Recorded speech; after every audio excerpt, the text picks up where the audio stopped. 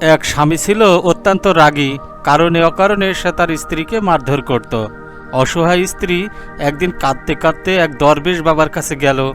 স্ত্রী বলল, বাবা, আমি যতই সহ্য করি আমার স্বামী তবুও আমাকে মারধর করে। দরবেশ শান্ত কণ্ঠে বললেন, বেটি, আমি তোমাকে একটি তাবিজ দেব, তবে শর্ত আছে। যখন ঝগড়া শুরু হবে তখন মুখে এক ফোঁটা পানি রেখে চুপ থাকবে, কোনোভাবেই কথা বলতে পারবে না।